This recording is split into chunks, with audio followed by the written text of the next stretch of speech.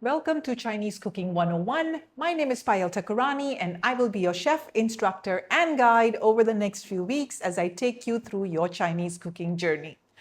Now, some extra condiments that we may not be using during our sessions, but you can take a look at them, buy them from your Chinese supermarket, and continue to use them if you want to try your hands on more Chinese dishes. Let's start with sweet and sour plum sauce. This is made from plums and sugar mainly and is typically used in roast meats, even as a dipping sauce with fried foods, and sometimes even in sweet and sour sauces in the Canton region. Hoisin sauce. This sweet, savory glaze is made out of fermented soybeans, sugar, spices, and salt. It's mainly used for marinades, stir fries, for roast meats, and even as a dipping sauce for Peking duck and crepes. Next up, we have fermented black beans. These salty, umami flavor bombs are generally rinsed in water because they're covered in salt and then used as an umami agent in many dishes, especially in the Canton or Guangdong province in China.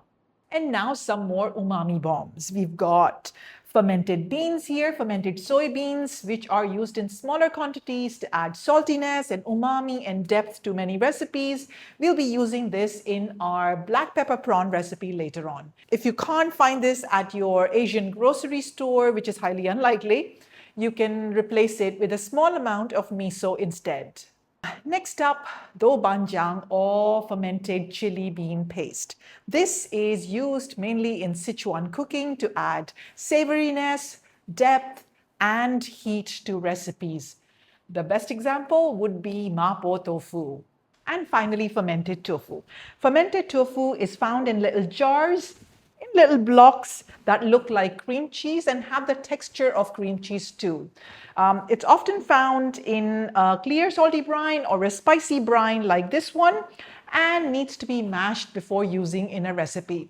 Use it sparingly as it is quite salty and has a very strong fermented savoriness to it.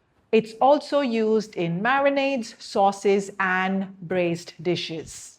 And if you can't find it, miso in small quantities works well. Now that you know all of the basic sauces and these extra condiments, I'm quite sure you will be able to understand Chinese food way better than you did before.